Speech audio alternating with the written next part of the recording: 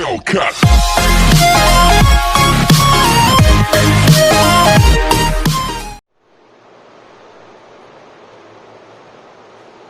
Hello students, आज हम पढ़ेंगे एक्सरसाइज 3.5। इसमें क्वेश्चन नंबर 2 है। इसका पहला पार्ट कि ए और बी के तीन मानों के लिए निम्नलिखित समीकरण के गुणों के अपरिमित रूप से आने हल होंगे। हमें दो समीकरण दिए हैं। पहले 2x + 3y = 7 और दूसरी a - bx + a + b 2y = 3a + b - 2। हम इसमें कंपेयर करके a1 a2 a1 b1 और c1 निकालेंगे। तो इसका a1 आएगा 2, b1 आएगा 3 और c1 आएगा 7। यहाँ से a2 आएगा a - b, b2 आएगा a + b और c2 आएगा 3a + b - 2। a1 होता है पहले समीकरण में x का गुणांक और b1 होता है पहले समीकरण में y का गुणांक और c1 होता है जो अचर पद होता है वो c1 होता है। इसी प्रकार से दूसरे समीकरण में a2 होता है x गुणांक, b2 होता है y का गुणांक, अचर पद होता है c2। इसमें कहा था अपरिमित रूप से अनेक हल है। तो इस नियम के लिए a1/a2 निकाल देंगे।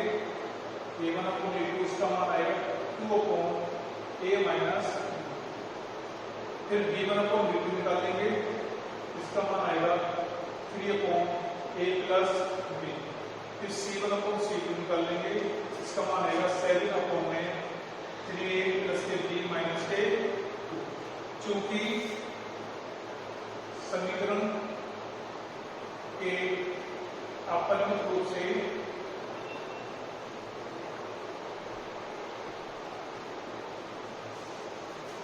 अनेक हल हैं, यह कहा था। अनेक हल तो अनेक हल की कंडीशन होती है a1/a2 बराबर b1/b2 और बराबर c1/c2। a1 का मान है 2/a - b बराबर b1/b2 का मान है 3/a + b बराबर c1/c2 का मान है 7/3a + b - 2। इसमें हम क्या करते हैं, पहले वाले पद को, इसमें तीन पद आ रहे हैं हमारे पास। पहला ये, दूसरा ये, तीसरा ये। तो पहले पद को हम आगे के बराबर लगाते हैं। तो पहला पद है 2/a - b बराबर 7/3a + b - 2। इसकी फिर से गुणा करा लेंगे। 2 से करेंगे 2 के 6 a + 2 की b से 2b - 2 × 3 4 बराबर आएगा 7 की करेंगे 7a - 7b। इसको तो जाएंगे तो 6a + 2b - 4 इधर आएगा तो -7a इधर आएगा +7 बराबर 0। यहाँ से 6 में से 7 घटा देंगे तो -a बचेगा और 7b और 2b दोनों जुड़ जाएंगे क्योंकि दोनों प्लस के हैं। तो 7 और 2 9b -4 बराबर 0। इसको कहते हैं हम समीकरण नंबर 1 इसको बोल देंगे, 2 इसको और ये हो जाएगी हमारी 3। फिर हम पहली और आखिरी ले लिया, लेकिन हम दूसरी और तीसरी 3/a + b दूसरी है और लास्ट पर ये है 7/3a + b - 2। इसी को फिर से गुणा कर लेंगे। 3 दिया 9a + 3b - 3 दूनी 6 बराबर 7a + 7b।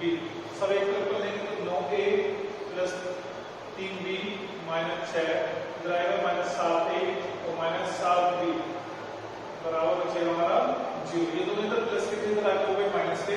हटा देंगे 9 में से 2 इधर 7a घटाएंगे तो 2a बचेंगे और 7a में से 3b घटाएंगे तो -4b बचेंगे क्योंकि माइनस की संख्या बड़ी है। ऐसे बचेंगे -6 बराबर 0।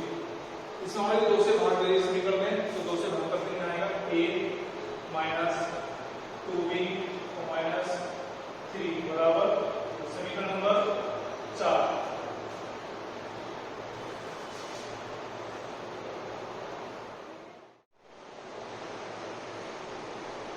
अब इन दोनों समीकरणों को हल कर लेंगे तो आएगा माइनस का a है और प्लस के 9b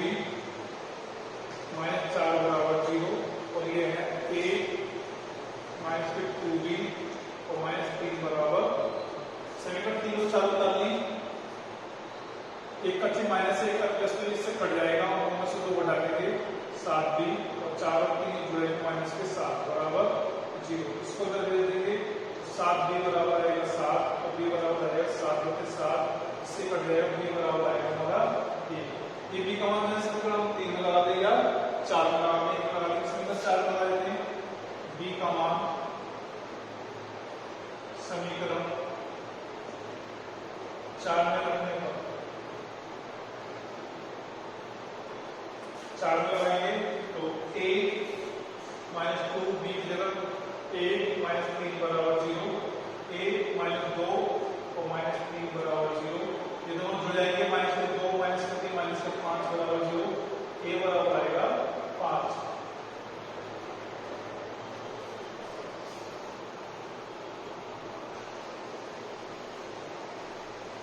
इसी का सेकंड पार्ट है k के किस मान के लिए रेखीय समीकरण के योग का कोई हल नहीं है। तो इसमें समीकरण 1 दी है हमें और समीकरण 2 दी है। यहाँ से एक से मान निकालेंगे, a1 का मान आएगा 3, b1 का मान यहाँ कुछ नहीं है तो 1 और c1 का मान आएगा यहाँ पर चप्पल 1।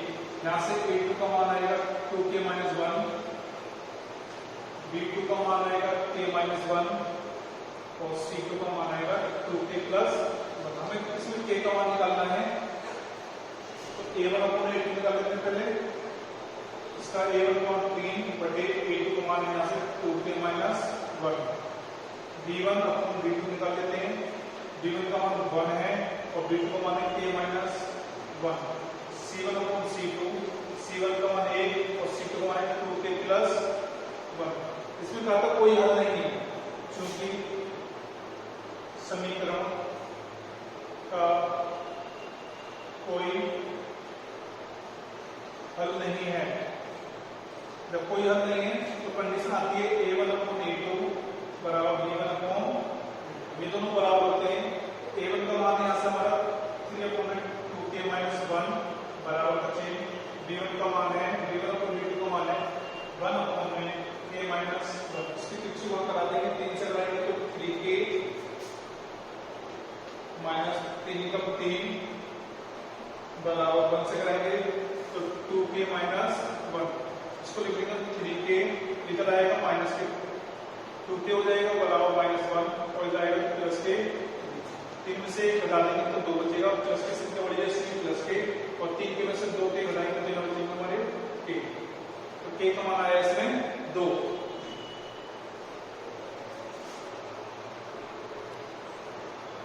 प्रश्न 3 है, इसको भी प्रतिस्थापन विधि और बजगुणन विधि दोनों से करना है। प्रतिस्थापन विधि हम पीछे सीख चुके हैं, तब सीखेंगे बजगुणन विधि। बजगुणन विधि हल करने के लिए पहले हम बराबर 0 बना लेते हैं दोनों समीकरण में। कभी ये बराबर हमें 0 देता है और कभी नहीं देता।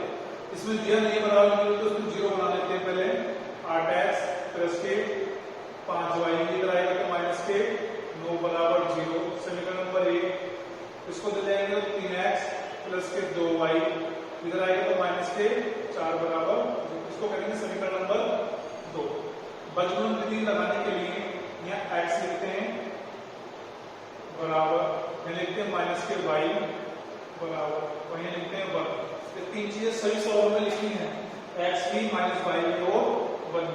तो पहला गुणन इस प्रकार से कराते हैं नंबर 1 पर, जब ये गुणा हो जाती है फिर गुणा कराते हैं इस प्रकार से। दोनों समीकरण साथ लिखी होनी जरूरी है। तो जब x के मान x के नीचे लिखेंगे तो x पर हम दुक्का लेंगे तो हमारे पास 4 पर दिखाई देंगे 1 2 3 4। तो इसके अनुसार पहले ऐसे गुणा करानी है। 5 चौक 20 माइनस के, इस सभी में माइनस चिन्ह अपने पास से लगाना ही है। 9 दूनी 18 माइनस के, तो माइनस यहाँ था तो ये प्लस के 18। अब बाई का निकालेंगे तो बाई को दुक्का लेंगे। ध्यान रखना बाई के पास में माइनस का चिन्ह लगाना है और नियम यही रहेगा दोनों में। तो बाई को दुक्का लेंगे तो 8 चौक 32 माइनस के, फिर माइनस चिन्ह लगाएंगे, फिर गुणा होती है इस प्रकार से। तो इसकी से कराएंगे 3 दिन 27 माइनस के तो ये प्लस के 27, क्योंकि माइनस यहाँ से माइनस पहले था। अब बन के चाहेंगे तो पहले अचर पद को दुक्का लेंगे। इन दोनों को 8 दूनी 16 फिर माइनस 3 पंजे 15। मैं इसको सोल्व कर लेंगे। x बटे 18 में से 20 घटाएंगे तो माइनस के 2 बचेंगे, क्योंकि माइनस की संख्या बड़ी है। बराबर माइनस वाई। 32 में से 27 को डालेंगे तो बचेगा हमारे पास माइनस के 5 बराबर क्या बचेगा 1।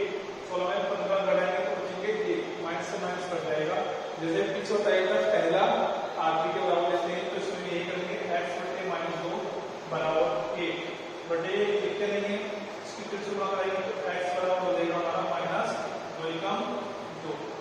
फिर तीसरा और दूसरा आपस में बराबर लिख लेते हैं तो y बटे 5 बराबर 1, इसे को हटा देंगे लिख भी सकते हैं तो y बराबर हो जाएगा 5 एकम 5। तो इसमें x का मान आया -2, y का मान आया 5। ये हमारी बचगुलन विधि।